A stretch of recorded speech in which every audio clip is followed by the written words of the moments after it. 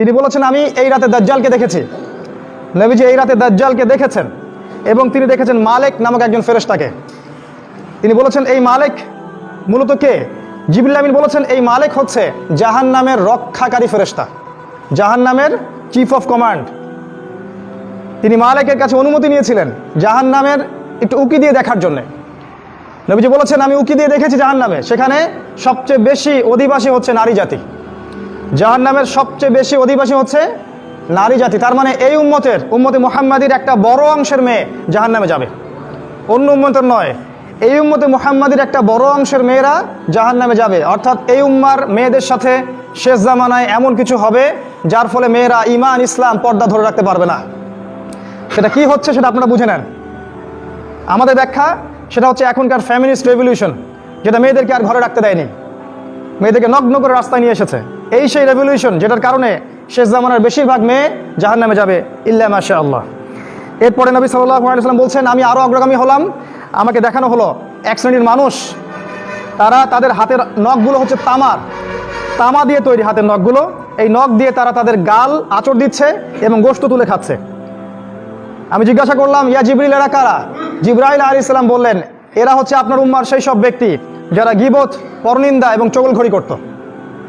আশা করা যায় আমরা এগুলো থেকে শিক্ষা গ্রহণ করবো ইনশাআল্লাহ। অর্থাৎ এই উম্মার, মনে রাখবেন মেরাজের এই শাস্তিগুলো মূলত এই উম্মার জন্যে।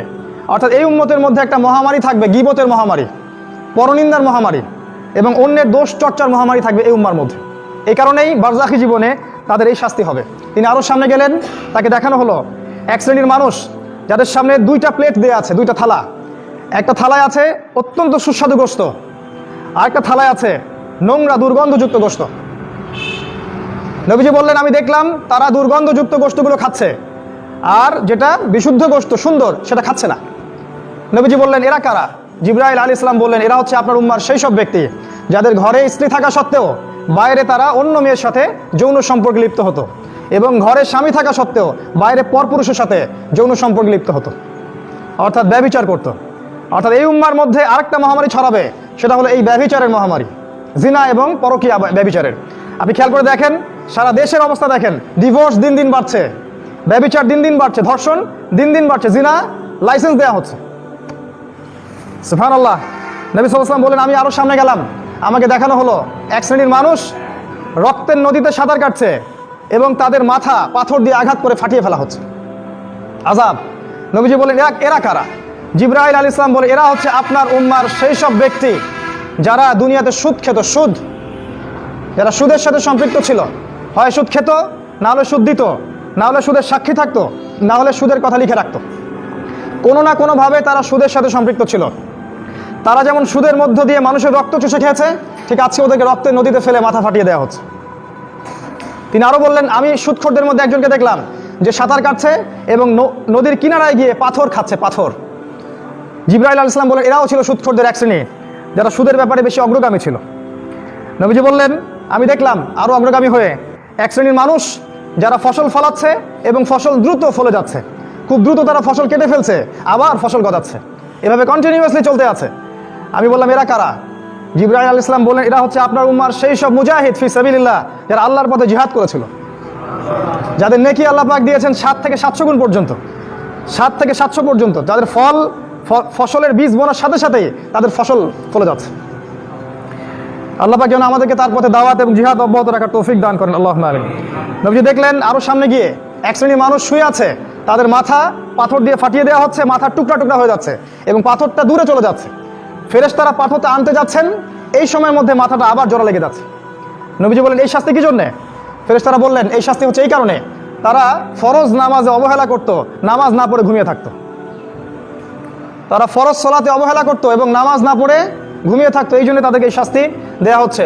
মনে করিয়ে দিই আমাদের নবী মুহাম্মদ সাল্লাল্লাহু আলাইহি ওয়াসাল্লামের জীবনের শেষ ওসিয়ত হচ্ছে আসসালাত ওয়া মা মালাকাত আইমানুকুম, সালাতের ব্যাপারে সতর্ক থাকবে এবং তোমাদের অধীনস্থদের ব্যাপারে সতর্ক থাকবে।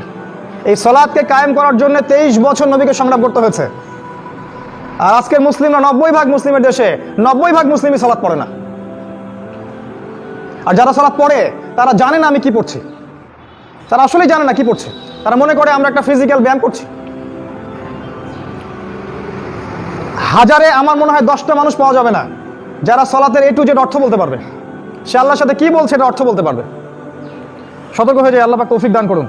নবী সাল্লাল্লাহু আলাইহি ওয়াসাল্লাম আরও বললেন, আরও সামনে গেলাম, দেখানো হলো যে এক শ্রেণীর নগ্ন মানুষ, আমরা যেটাকে বলি আন্ডারওয়্যার পরে আছে, এবং তাদেরকে জারি এবং জাক্কুম নামক দুইটা খাবার দেওয়া হয়েছে। জারি হচ্ছে জাহান্নামের পাথর, আর জাক্কুম হচ্ছে জাহান্নামের কাঁটাযুক্ত ফল। তারা সেগুলো খাচ্ছে। নবীজি বললেন, এরা কারা? জিবরাইল আলাইহিস সালাম বললেন, এরা হচ্ছে আপনার উম্মার সেই সব ব্যক্তি যাদের যাকাত দেওয়ার সামর্থ্য ছিল কিন্তু তারা যাকাত দিত না। আমি আবার বলছি, তারা আপনার উম্মার সেই সব ব্যক্তি যাদের যাকাত দেওয়ার সামর্থ্য ছিল কিন্তু তারা যাকাত আদায় করতো না। নবী সাল্লাল্লাহু আলাইহি ওয়াসাল্লাম দেখলেন আরও এক শ্রেণীর মানুষ যারা লাকড়ি জড়ো করছে, কাঠের লাকড়ি, অনেকগুলো লাকড়ি জড়ো করছে কিন্তু তারা বোঝা বহন করতে পারছে না। নবীজি বলে, এরা কারা? তাকে বলা হলো, এরা আপনার উম্মার সেই সব ব্যক্তি যারা দায়িত্ব পালন করতে পারতো না কিন্তু দায়িত্ব তাদের কাঁধে নিত। পলিটিক্যাল নেতারা সতর্ক হয়ে যান, যারা দায়িত্ব পালন করতে পারতো না কিন্তু দায়িত্ব তাদের কাঁধে জোর করে নিত, চেয়ে নিত দায়িত্ব, আমাকে দায়িত্ব দাও, আমি যোগ্য, কিন্তু দায়িত্ব তারা পালন করতে পারতো না। এই শাস্তি হবে পরকালে। নবীজি দেখলেন এক শ্রেণীর মানুষের জিহ্বা আগুনের কেচি দিয়ে কেটে দেওয়া হচ্ছে এবং জিহ্বার বাকি অংশ টেনে পিঠের পিছনে পেরেক দিয়ে লাগিয়ে দেওয়া হচ্ছে। নবীজি বলেন, এরা কারা? সাল্লাল্লাহু আলাইহি ওয়াসাল্লাম তাকে বলা হলো, এরা আপনার উম্মার বক্তা, এরা আপনার উম্মার দায়ী এবং বক্তা, আলেম, কারি এবং হাফেজ, যারা মানুষকে খুব সুন্দর সুন্দর দিনের নসিহত করতো কিন্তু তারা নিজেরাই সে আমল করতো না। নাউযুবিল্লাহি মিন যালিক। আল্লাহ পাক বলেছেন, লিমা তাকুলুনা মা লা তাফআলুন, তোমরা এমন কথা কেন বলো যেই কাজ তোমরা নিজে করো না। আজকের এই উম্মার, আমাদের এই জাতির সবচেয়ে বড় সমস্যা, আমরা এমন এক শ্রেণীর ওলামায়ে কেরাম তৈরি করতে পারে নাই যারা কথা এবং কাজে মিল আছে। কথা এবং কাজে 100% মিল থাকলেই সে আলেম, কথা এবং জানা এবং আমলে 100% মিল থাকবে সে একজন আলেম। মিল নাই, আলেম নন, বরং তাদের এই শাস্তি হবে কিয়ামতের মাঠে। নবীজি আরও দেখলেন একটা দুর্গন্ধ বের হচ্ছে। জিজ্ঞাসা করা হলো, কোন দুর্গন্ধ? তাকে বলা হলো, এটা জাহান্নামের রক্ত পুজের দুর্গন্ধ। তারপর একটু পর তাকে তিনি সুগন্ধ পেলেন। জিজ্ঞাসা করলেন, এটা কিসের সুগন্ধ? নবীজিকে বলা হলো, এটা হচ্ছে ফেরাউনের স্ত্রী আসিয়ার জান্নাতের ঘরের সুগন্ধ। ফেরাউনের স্ত্রী আসিয়া জান্নাতে চলে যেতে পারেন। আজকে আমরা যারা মুসলিম পরিবারে জন্মগ্রহণ করেছি তারা জান্নাতের স্বপ্ন দেখতে পারি না। জীবনের উদ্দেশ্য থাকতে হবে সেই জান্নাত। ফেরাউনের স্ত্রীর জীবনের উদ্দেশ্য ছিল সেই জান্নাত। হাজারটা নির্যাতন সহ্য করার পরেও সে ফেরাউনের ওই জুলুম, ওই কুফর, শিরকের সামনে আত্মসমর্পণ করে নাই। আজও যদি আমরা সেইভাবে চলতে পারি, ইনশাআল্লাহ আল্লাহ পাক আমাদেরকেও সেই ফেরাউনের স্ত্রীর মতোই জান্নাত দান করুন ইনশাআল্লাহ তাআলা।